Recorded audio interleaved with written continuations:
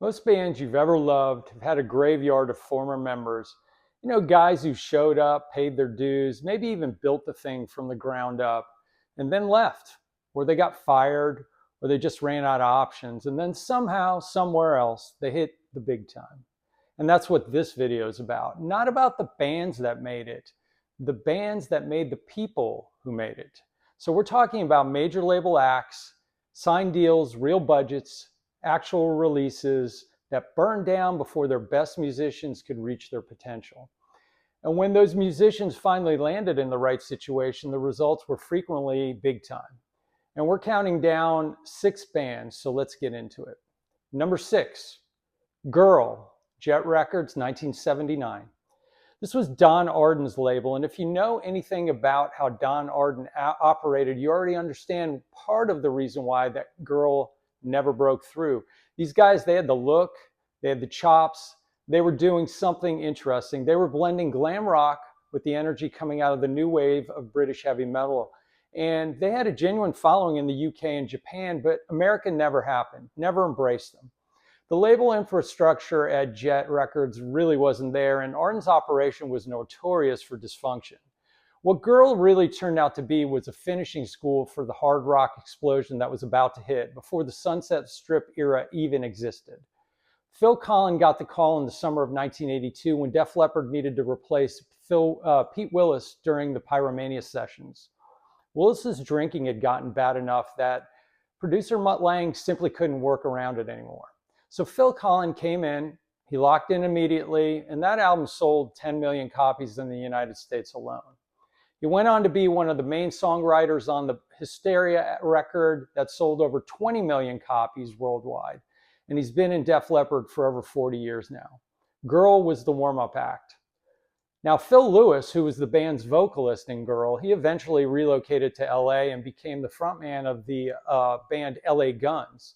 So you had gold albums, heavy MTV rotation, the Sunset Strip ended up giving Phil Lewis the commercial traction that London, England never could. Number 5, Trapeze, Threshold Records, which was the Moody Blues' own record label, and that was in 1969. So Trapeze was a genuinely remarkable band, and if you've never heard them, do yourself a favor and go check them out after this video.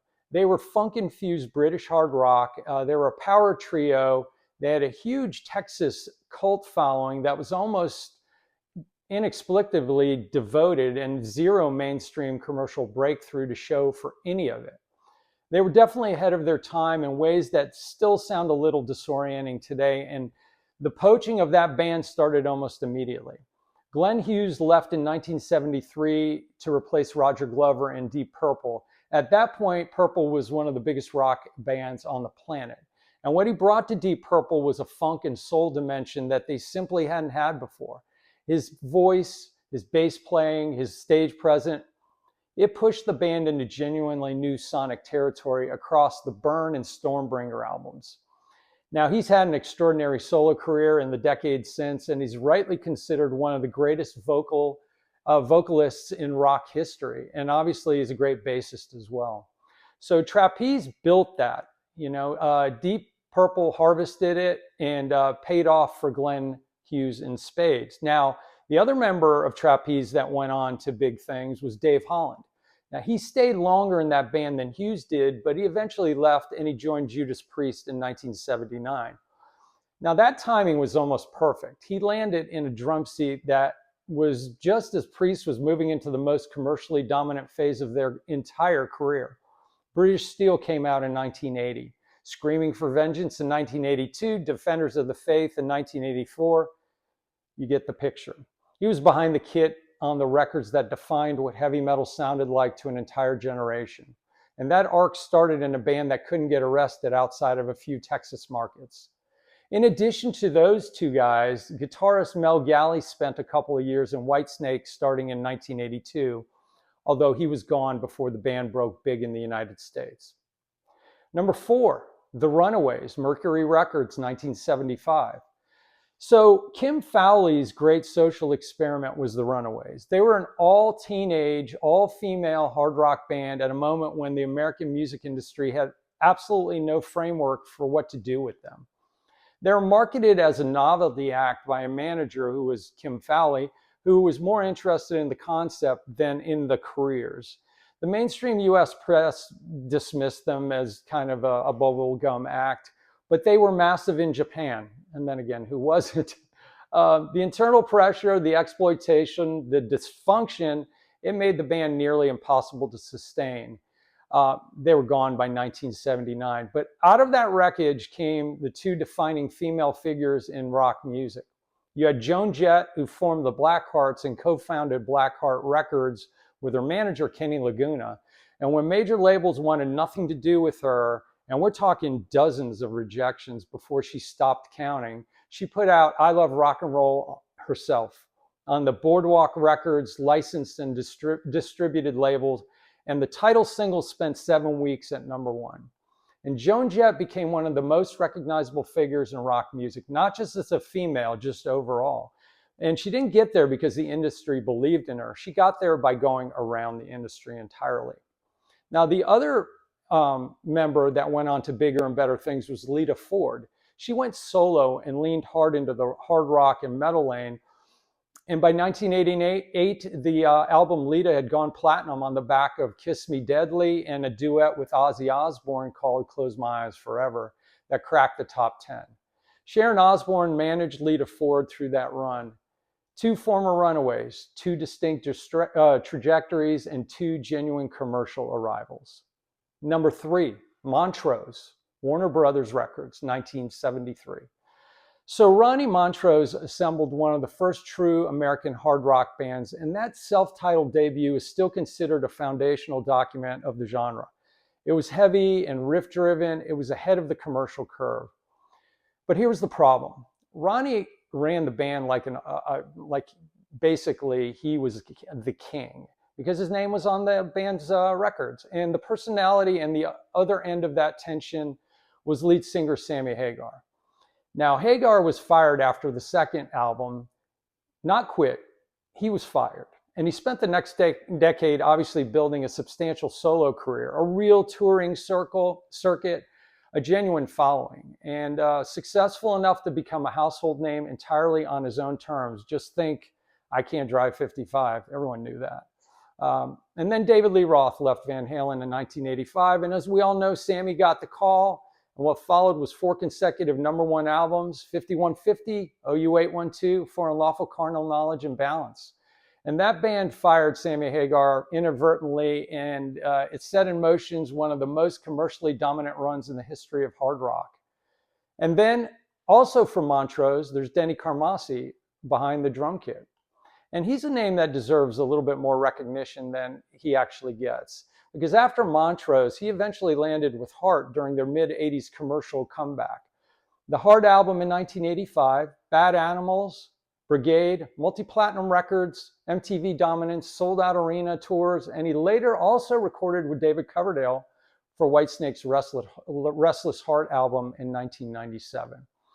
So he had a career that spanned 3 decades of significant commercial output, and all of it is traceable back to a band that most casual rock fans had never heard of, called Montrose. Number 2, The Babies, Chrysalis Records, signed in 1976. So the Babies were a polished British rock act. They were melodic, they were well-produced, legitimately talented, and they operated at a level that put them firmly in the second tier of arena rock without ever being able to close the gap to the first tier. Isn't It Time hit the top 15 in 1977. Every Time I Think of You followed, and these weren't accident singles. This was a real band with real momentum that simply couldn't find the final gear to get there. They had internal friction, management instability, and financial strain, and it ground them down. So by 1981, it was over. So what came next is one of the great 2-exit stories in rock history. You have keyboardist Jonathan Cain, who had barely cleared out his locker with the Babies when Journey came calling. They needed a replacement for Greg Rowley, and Cain got the job. Within months, he was in the studio co-writing Don't Stop Believing, Open Arms, and Who's Crying Now, 3 cornerstone tracks on the album Escape for Journey, which moved over 9 million copies in the US alone. That's not a guy who stumbled into the right room. That's a songwriter who finally had the right platform. Without Jonathan Cain, escape doesn't become escape. And then you have, of course, John Waite, who was the band's vocalist and bassist in the Babies, and he went the solo route.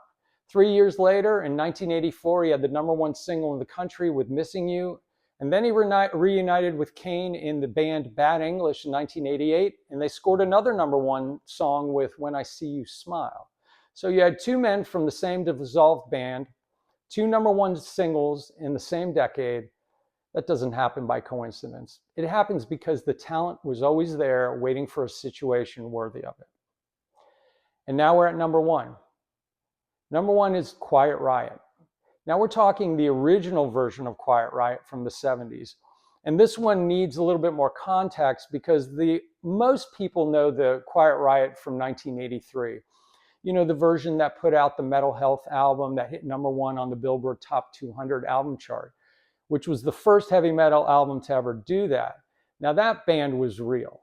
Those guys earned it. But the original Quiet Riot, the late 70s LA version built by guitarist Randy Rhoads and vocalist Kevin DuBrow, never got a domestic US release, although they did have 2 albums in Japan on CBS Sony Records over there. And that was the entire commercial footprint. The American labels passed repeatedly and consistently. And in a city that was already starting to bubble with hard rock energy, Quiet Riot couldn't get signed at home. So, and out of that ceiling basically came the most single consequential guitarist hire in the entire history of heavy metal, and that was Randy Rhoads. Randy Rhoads was already a deeply respected figure in the LA guitar community before most people outside the scene had any idea who he was. And he was teaching lessons at his mother's music school in North Hollywood while playing in Quiet Riot. And the students showing up at his door included players who would go on to matter. The demand for his instruction was a real signal of how the people around him regarded his ability. But no US deal materialized. And by '79, Rhoads was ready for something different. Ozzy Osbourne came calling. He had just left Black Sabbath. He was auditioning guitarists in Los Angeles. And by most accounts, Randy Rhoads had barely finished his first run during that audition before Osbourne stopped him and offered him the job on the spot. What followed was Blizzard of Oz in 1980 and Diary of a Madman in 1981, 2 records that didn't just launch Ozzy Osbourne's solo career, but they permanently altered the vocabulary of heavy metal guitar. That classical training, the architectural precision and the songwriting, the ability to bring genuine intelligence to a genre that was still mostly running on instinct. Randy Rhoads was doing something nobody in that space had done at that level. And the impact of those 2 records is still audible in everything that came after them. His death in a plane crash near Leesburg, Florida on March 9th, 1982, he was just 25 years old, and it remains one of the genuine catastrophes in rock history. Rudy Sarzo, Quiet Riot's bassist, followed Rhoads into Ozzy's band and appeared on the Speak of the Devil live album in 1982. But then he moved back to the reconstituted Quiet Riot with the Mental Health lineup at the absolute peak of their commercial run. And in 1987, he joined Whitesnake for the touring cycle behind their self-titled album, which moved 8 million copies in the US alone. 3 separate commercial peaks, 3 distinct bands operating at the top of their market. Same guy in every room, basically at the right moment. Quiet Riot was #1 because the original version of that band didn't fail. It just couldn't wait or basically couldn't contain what it had built. So here's the bottom line. There's a similar pattern across all 6 of these bands. And when you look at it straight on, I mean, the talent was never the problem. The situation was really the problem. The labels didn't know what to do with these bands. Managers who took more than they gave and personalities that were irreconcilable in close quarters over long periods of time. Bad timing, wrong market, wrong moment. And when the musicians inside these bands finally found the right situation, the right collaborators, the right producer, the right commercial context, the talent was exactly where it had always been. It was ready. These bands funded their education. They absorbed the bad contracts and the lost years and the frustrating near misses. And the musicians inside them walked out the door and built legacies that are going to outlast all of us. And that's not a consolation prize for the bands that didn't make it. That's just how this industry has always worked. And if there's a band you think belongs on this list that I didn't cover, please drop it in the comments below. I read all of them. And please subscribe if you haven't already. There's a lot more of this content coming. And I'll see you in the next one.